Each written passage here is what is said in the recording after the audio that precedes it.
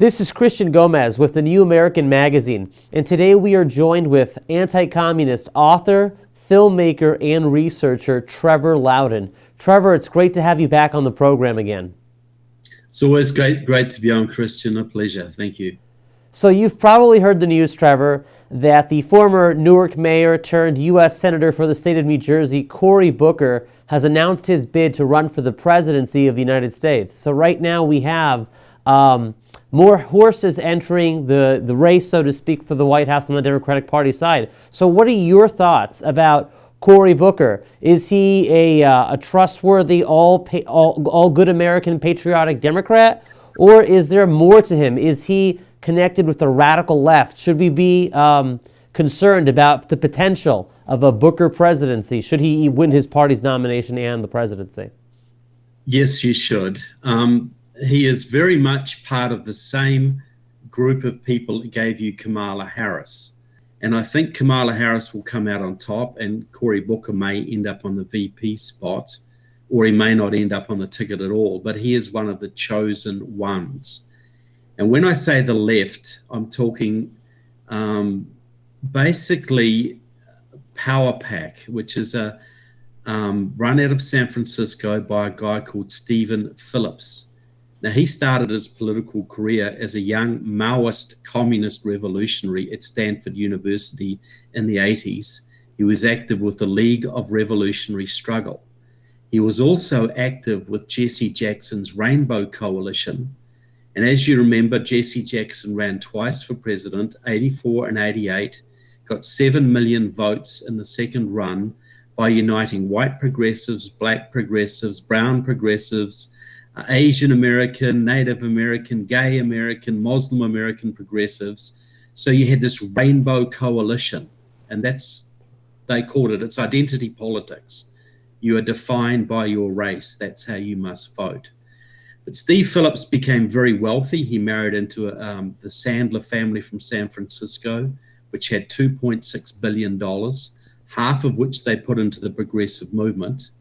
And Steve Phillips became their envoy to the Democratic Party and also to the Democracy Alliance, which is George Soros and Tom Steyer and Norman Lear, about 150 left-wing billionaires and multimillionaires who provide huge amounts of funding for Democratic candidates and causes.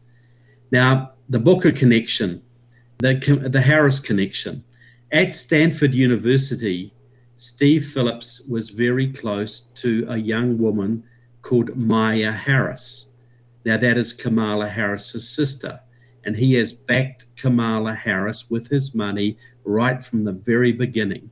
She often appears at his events. She's part of his operation. She is his protege. Now, Cory Booker was a personal friend of Steve Phillips at Stanford University. And again, Steve Phillips put all the money in, several $1 million, to get Cory Booker elected as the governor of New Jersey, and has promoted his career ever since. The plan is to rerun the Rainbow Coalition strategy in 2020. Candidates of color at the top of the ticket, energize the Black, Native American, Asian American, Latino base, do massive voter registration drives in the southern states, and win with 53% of the vote. Christian, would you like me to read a little quote from Steve Phillips that says where he's coming from and what he thinks of Cory Booker? Yes, please enlighten our audience. Okay, this was from 2012. It's from Steve Phillips's blog, and this was when Cory Booker was running for the Senate for New Jersey. This is what Steve Phillips says about him. Every progressive person in America should support Cory Booker's campaign for US Senate. Lest there be any confusion on the left, allow me to make the case for why this needs to be a priority for all progressive-minded people. First, let me make clear that I come out of the left. I've studied Marx, Mao, and Lenin. In college, I organized solidarity efforts for freedom struggles in South Africa and Nicaragua, and I palled around with folks who considered themselves communists and revolutionaries. And I did my research paper on the Black Panther Party.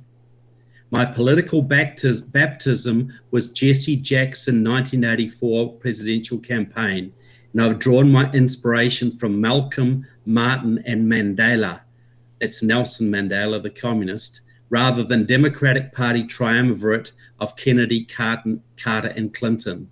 So it is with that background and perspective that I consider the candidacy of Cory Booker, and I believe every progressive in America should enthusiastically support Cory for the following reasons. And then he goes on to state, he's a champion of the poor, he's a progressive, blah, blah, blah. But that's where Cory Booker's mentor is coming from, which should show you the direction that Cory Booker would take this country. The kind of people he'd probably have around it. Well, there you have it. The perceived blue wave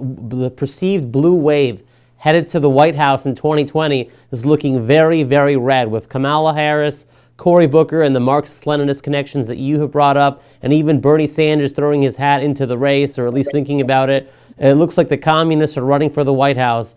Well, thank you, Trevor, for bringing this information to our attention, and we hope to have you back on again as we continue to cover the race to the White House for 2020. Thank you.